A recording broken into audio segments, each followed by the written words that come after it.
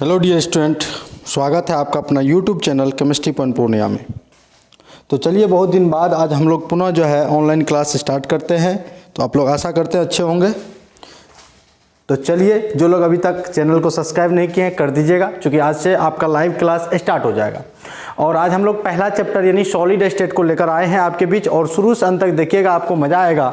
और जो student offline में पढ़ चुके हैं तो उनको और मज़ा आने वाला है, क्योंकि आपका रिवीजन हो रहा है। चलिए देखते हैं कि सॉलिड स्टेट यानी इसको हिंदी में हम लोग बोलते हैं, सॉलिड स्टेट को हिंदी में पूरा अच्छा से समझिएगा। सॉलिड स्टेट को हिंदी में हम लोग बोलते हैं ठोस अवस्था। क्या बोलेंगे? ठोस अवस्था। देखिए, सॉलिड स्टेट को हिंदी में क्या बोलिएगा? ठोस अवस्था। अगर हम लोग केमिस्ट्री की बात करें तो केमिस्ट्री में टोटल आपका 16 चैप्टर है, और इन 16 चैप्टर में से पहला चैप्टर है ठोस अवस्था यानी सॉलिड स्टेट। हम सबसे पहले बात करेंगे पदार्थ की, यानी मैटर का। मैटर मतलब होता है पदार्थ, पदार्थ मतलब मैटर, मैटर मतलब पदार्थ। दुनिया का कोई भी वस्तु हो जो स्थान छेकता हो, जिसमें कुछ ना कुछ भार होता हो, जिसका आयतन होता हो, है ना, जिसको हम अनुभव करते हैं, वो सारे हमारे क्या है? पदार्थ है। यानी ऑल आर मेटल, सभी हमारे क्या है? मैटर है। अब देखिए, मैटर अगर आ गया मैटर, तो ये जो पदार्थ है, इन पदार्थ की 3 अवस्थाएं होती है। ये पदार्थ की कितनी अवस्थाएं होती है? 3 अवस्थाएं होती है। ठोस अवस्था, द्रव अवस्था और गैसीय अवस्था। पदार्थ की एक्चुअल कुल 5 अवस्थाएं होती है। चौथी अवस्था है प्लाज्मा, और 5वां है बोस-आइंस्टीन संघनन, जिसमें से ये तीनों जो है आप अवस्था जो है अस्थायी रूप से इसको मानते हैं। इसलिए हम लोग कहते हैं कि पदार्थ की जो है 3 अवस्थाएं होती है। ठीक है, तो देखिए इसका इंट्रोडक्शन यानी परिचय हम लोग देख ले कि आखिर भाई कि सॉलिड स्टेट में हम लोग को क्या करेंगे। तो सामान्यतः गुणों एवं संरचनाओं के आधार पर पदार्थ का भौतिक वर्गीकरण, है ना, निम्नलिखित ढंग से किया जाता है। यानी पदार्थ का जब हम लोग भौतिक वर्गीकरण करेंगे तो हमारा ठोस होगा, द्रव होगा और गैस होगा। ठोस उसको बोलते हैं जिसका आकार और आयतन दोनों निश्चित होता है। कोई भी, जैसे अगर मान करो अगर हम टेबल की बात करें तो टेबल का आकार भी फिक्स है, और टेबल को जहां रखा जाएगा वो उतना वो जगह छेकेगा, डेट मीन्स उतना उसका आयतन होगा। तो जिसका आकार और आयतन दोनों निश्चित होता है उसको हम लोग ठोस बोलते हैं। जैसे उदाहरण ले लो पानी की, पानी का कोई आकार नहीं होता है लेकिन उसमें जो है आयतन होगा। तो द्रव का डिफिनेशन हो गया जिसका आकार अनिश्चित, क्योंकि आकार के बारे में आप नहीं कह सकते हैं लेकिन आयतन निश्चित होगा, उसको आप द्रव बोलेंगे। और चलते हैं गैस की बात। गैस में ना तो कोई आकार होता है ना तो कोई आयतन होता है, यानी आकार और आयतन कुछ नहीं होता है। एकदम शुरू से अंत तक बने रहिएगा, देखिए मजा आने वाला है। तो भौतिक वर्गीकरण हम लोग देखे 3 प्रकार का हो गया, ठोस, द्रव, गैस। और उसके बाद देखो भैया हम लोग आगे बढ़े, थोड़ा सा स्क्रीनशॉट ले ले। अब आगे देखिए, आगे बढ़ते हैं। सबसे पहले आते हैं ठोस, क्योंकि ये इस चैप्टर में हम लोग को पढ़ना है ठोस के बारे में। तो सॉलिड के बारे में हम लोग जानते हैं सॉलिड क्या है। सॉलिड ठोस अध्ययन के दृष्टिकोण से पदार्थ का ठोस अत्यंत महत्वपूर्ण एवं जटिल अवस्था है, जिसे द्रव एवं गैस दोनों अवस्थाओं में प्रत्यक्ष रूप से परिणत किया जा सकता है। यानी ठोस अवस्था सबसे महत्वपूर्ण अवस्था होता है। आप ठोस से, ध्यान से देखिएगा, ठोस से आप द्रव बना सकते हैं, ठोस से आप गैस बना सकते हैं।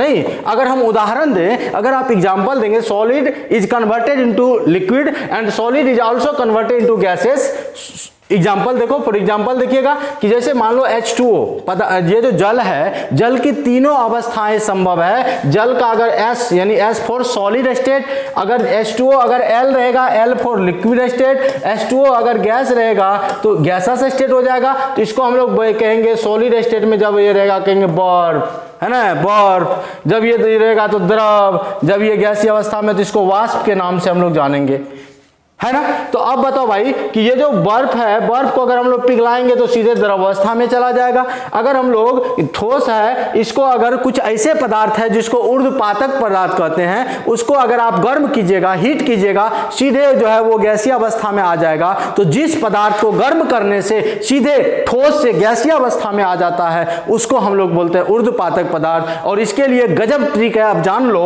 उसके लिए ट्रिक है आया कपूर, कोई कपूर है, आम्रपाली का तो नाम सुने होंगे, आया कपूर आम्रपाली को बीए कराने, आम्रपाली को क्या कराने, बीए कराने, बिहार नहीं समझिएगा, बीए कराने, यानी आया से हो गया आयोडीन, कपूर से Kapoor, Amrapali ammonium chloride, BA benzoic acid, ये सब आपके ऊर्ध्वपातक पदार्थ है। चलिए आगे बढ़ते हैं कि ठोस अवस्था की मुख्य विशेषताएं क्या है, यानी ठोस की जो कैरेक्टरिस्टिक्स है, जो इसका जो हम लोग देखेंगे, इसका आकार और आयतन निश्चित होता है। क्या बोलोगे भाइयों, इसका आकार और आयतन दोनों क्या होता है, निश्चित होता है। इसे दबाया नहीं जा सकता। क्या ठोस को आप दबा सकते हैं, नहीं, नहीं दबा सकते हैं, यानी इट इज इनकॉम्प्रेसिबल। तीसरा है ये आघात वर्धनीय एवं तन्य एवं भंगुर होते हैं, ये ठोस का प्रॉपर्टी है ना। कोई मेटल ले लो, मेटल ठोस अवस्था में होगा, मेटल कौन अवस्था में होगा, ठोस अवस्था में होगा, और उसको कुछ ऐसा मेटल है कि आप उसको जैसे चांदी का, सोना का, हम लोग जेवर उसका जो है, सोना चांदी जो होता है वो धातु है, और उनका हम लोग आभूषण बनाते हैं, तो उसमें आघात वर्धनीय और तन्यता का गुण होता है ना। कुछ ऐसे धातु है जो भंगुर होते हैं, और इसका द्रवनांक एवं उच्च होता है, इसका क्वथनांक उच्च होता है, यानी द्रवनांक को हम लोग मेल्टिंग पॉइंट बोलेंगे, क्वथनांक को हम लोग बॉइलिंग पॉइंट बोलेंगे। तो सॉलिड का melting and boiling point high होगा। क्या होगा, हाई होगा as compare to liquid and gases. इसके बीच लगने वाला आकर्षण बल प्रबल होता है। क्यों बताते इसके पीछे कारण, ये जो ठोस द्रव और गैस, इसको मिटा दे रहा हूं, ध्यान से सुनिएगा। अगर हम लोग कहें ठोस द्रव गैस की बात करें, तो ठोस के अवयवी कण बहुत नजदीक होते हैं, द्रव के अवयवी कण थोड़ा दूर दूर होता है, लेकिन गैस के एगो यहाँ एगो गिरजा चौक, एगो कॉलेज चौक देख रहे हैं, दूर दूर हो गए। तो आप एक चीज पढ़े होंगे, फिजिक्स का कॉन्सेप्ट है, गुरुत्वाकर्षण चैप्टर से लिए हैं। एक बॉडी है जिसका मास m1, जैसे हम हो गए m1, ऊ हो गया, आप जैसे बैठे हो आप हो गए m2, यानी ये हमारा m1 द्रव्यमान है, ये m2 द्रव्यमान है, और हम दोनों के बीच r डिस्टेंस है। तब यहाँ जो गुरुत्वाकर्षण बल लगता है F बराबर G m1 m2 bye r square, यानी यहाँ जो बल है वो दूरी का व्युत्क्रमानुपाती होगा, यानी दूरी बढ़ेगा बल का मान घटेगा, दूरी बढ़ेगा तो बल का मान घटेगा। सही बात है, हाँ, दूरी बढ़ने से अट्रैक्शन क्या होता है, घटता है। अभी मान लो आप पूर्णिया में रहते हैं, अभी पूर्णिया में रहते हैं, नजदीक में रहते हैं, तो अट्रैक्शन आपको ज्यादा लगता है। अभी आप घर में हैं और दूरी बढ़ गया तो अभी अट्रैक्शन उतना कम, यानी कम फील कर रहे होंगे, यानी दूरी बढ़ने से बल का मान क्या होता है, घटता है। उसके बाद इसके अवयवी कणों के बीच लगने वाला आकर्षण बल प्रबल होता है, क्योंकि दूरी कम होता है, दूरी कम है तो बल ज्यादा लगेगा। उसके बाद इसके अवयवी कण बहुत दूर है ना, के बीच दूरी बहुत कम होती है, इनके अवयवी कणों के बीच जो है दूरी क्या हो गया, बहुत कम हो गया। उसके बाद ये विद्युतीय एवं चुंबकीय गुण दोनों प्रदर्शित करता है। तो ये रहा आपका ठोस अवस्था की मुख्य विशेषताएं। इनको आप जल्दी से एकदम स्क्रीनशॉट ले ले, जल्दी से आप लोग स्क्रीनशॉट ले ले, फिर हम आगे बढ़ते हैं। ये ठोस की मुख्य विशेषताएं हुए, ये ठोस अवस्था की क्या हो गया, मुख्य विशेषताएं होगी। अब आते हैं ठोस का वर्गीकरण। आगे बढ़ते हैं ठोस का वर्गीकरण को लेके अब हम लोग आगे बढ़े। ठोस का जो वर्गीकरण है, क्लासिफिकेशन ऑफ सॉलिड, तो solid is classified into two types, इसे दो भागों में बांटा गया है। एक को कहा जाता है क्रिस्टलीय ठोस, रवादार ठोस, और दूसरा बोलते हैं अक्रिस्टलीय ठोस यानी बेरवादार ठोस। इंग्लिश मीडियम वाले देखिएगा, इसको हम लोग बोलते हैं क्रिस्टलाइन सॉलिड, क्रिस्टलाइन सॉलिड, और इसको बोलेंगे एमोर्फस यानी non crystalline solid, non crystalline solid, या इसी का दूसरा नाम है एमोर्फस, एमोर्फस सॉलिड। ठीक है, अब देखो दो एग्जांपल यहां देंगे, दोनों क्लियर हो जाएगा।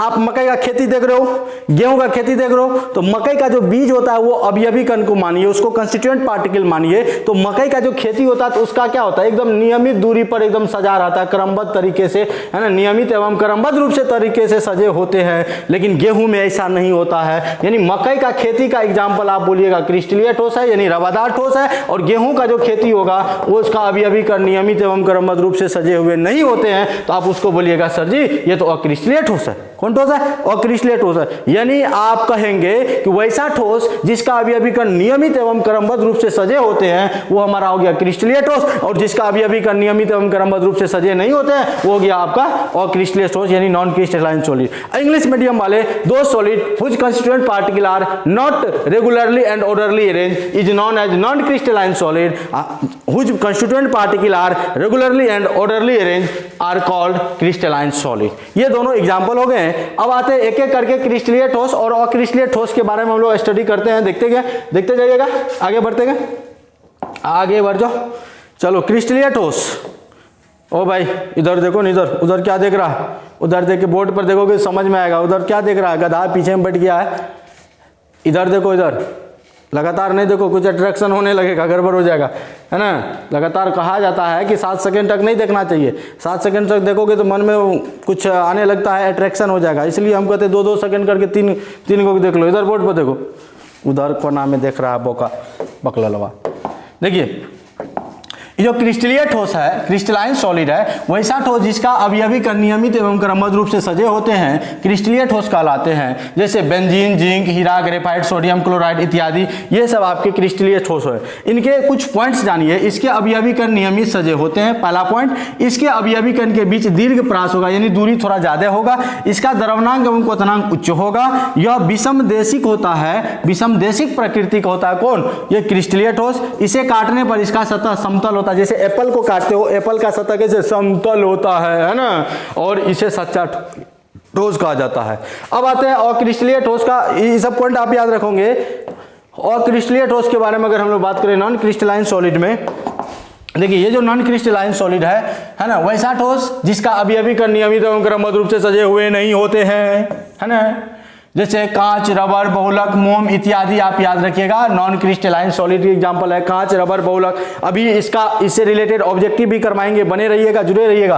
कहते हैं इसे छद्म ठोस यानी झूठा ठोस, स्यूडो सॉलिड कहते हैं। इसके अवयवी कण नियमित नहीं सजे हुए नहीं होते हैं। इसके अवयवी कणों के बीच लघु परास होती है। इसका द्रव्यमान क्वथनांक निम्न होता है। यह समदेशिक, अभी मैं बताऊंगा समदेशिक विषमदेशिक क्या होता है। इसे काटने पर इसका सतह समतल नहीं होता, अर्थात रुखरा होता है, और इसे झूठा ठोस भी कहते हैं। ये जो समदेशिक है, विषमदेशिक है, जिस ठोस का भौतिक गुण सभी दिशाओं में समान हो गया समदेशिक, और जिसका भौतिक गुण सभी दिशाओं में समान नहीं हुआ उसको बोलेंगे विषमदेशिक। यानी ये हुआ, इसको कहते हैं इंग्लिश में आइसोट्रोपिक, और एक को कहेंगे एनआइसोट्रोपिक। तो ये रहा आपका क्रिस्टलीय और क्रिस्टलीय ठोस, और इसको मैंने डिफाइंड किया है समदेशिक विषमदेशिक को। देखो कैसे, किसी ठोस का वह गुण जिसका भौतिक गुण सभी दिशाओं में समान होता है समदेशिक, और किसी ठोस का वह गुण जिसका भौतिक गुण सभी दिशाओं में समान नहीं होता उसे विषमदेशिक कहते हैं। अब आते हैं ऑब्जेक्टिव लगाते हैं। अभी मैंने जितना आपको पढ़ाया है उससे रिलेटेड ऑब्जेक्टिव, और आप लोग कमेंट के माध्यम से ऑब्जेक्टिव भी बोलेंगे। चलिए शुरू किया जाए। पहला क्वेश्चन है, इनमें से कौन क्रिस्टलीय ठोस है? अभी मैंने बोला क्रिस्टलीय ठोस। देखो अक्रिस्टलीय ठोस को एग्जांपल याद रखो, क्रिस्टलीय अपने याद हो जाएगा। कांच, रबर, बहुलक, मोम। कांच, रबर, बहुलक, मोम, ये आपके होंगे अक्रिस्टलीय ठोस। इसको छोड़ के जो बचा सब आपका क्रिस्टलीय ठोस। आपको ऑप्शन में पूछा गया इनमें से कौन क्रिस्टलीय ठोस है, तो कांच तो होने का चांस नहीं है ना, बहुलक होगा नहीं, रबर होगा नहीं, होगा क्या? बेंजीन। तो इनका सही आंसर हो जाएगा बेंजीन। दूसरा क्वेश्चन है कि रवादार ठोस का उदाहरण है, रवादार ठोस, सॉरी बेरवादार ठोस यानी अक्रिस्टलीय ठोस। तो कांच, रबर, बहुलक में से कोई होगा, टिक मारो। तो हीरा नहीं होगा, ग्रेफाइट नहीं होगा, नमक नहीं होगा, रबर होगा। इसका आंसर डी हो जाएगा, 2 का डी। जो लोग डी बोल रहे हैं बिल्कुल सही जा रहे हैं भाई, बिल्कुल सही जा रहे हैं। अब आते हैं 3 नंबर का क्वेश्चन, देखिएगा आपके स्क्रीन पर आ गया है। 3 नंबर का क्वेश्चन कहता है, निम्नलिखित में कौन अक्रिस्टलीय ठोस का उदाहरण है? NaCl नहीं होगा, ZnS नहीं होगा, कांच हो जाएगा, यानी सी ऑप्शन को लेकर चलेंगे। जो लोग सी बोल रहे हैं बिल्कुल सही जा रहे हैं। रवादार ठोस के उदाहरण है, रवादार ठोस यानी जिसका अवयवी कण नियमित एवं क्रमबद्ध रूप से सजे होंगे। हीरा, पहले ऑप्शन सही है। दूसरा अगला क्वेश्चन है, निम्नलिखित में कौन बेरवादार ठोस है? बेरवादार यानी अक्रिस्टलीय ठोस। ये देखो क्रोमेलम नहीं होगा, सिलिकॉन कार्बाइड नहीं होगा, ग्रेफाइट नहीं होगा, होगा क्या? Quartz glass. यानी हम लोग बी ऑप्शन की ओर जाएंगे। इनमें से कौन अतिशीतित द्रव है? ये जो कांच है, कांच को कहा जाता है अतिशीतित द्रव, यानी कांच हम लोग मारेंगे इसका सही आंसर। फिर अगला क्वेश्चन है, इनमें से कौन समदेशिक? अभी बताओ, मैंने समदेशिक के बारे में बताया क्या? जिसका अवयवी का नियमित एवं क्रमबद्ध रूप से सजे नहीं होते, यानी अक्रिस्टलीय ठोस। तो इनमें से कौन अक्रिस्टलीय ठोस होगा? तो कांच हमारा अक्रिस्टलीय ठोस होगा। अब देखिए समझ में आ रहा होगा आप लोगों को सब अच्छा। इसी तरह के हम आपको जितना पढ़ाएंगे उतना क्वेश्चन आंसर आपको कराते रहेंगे।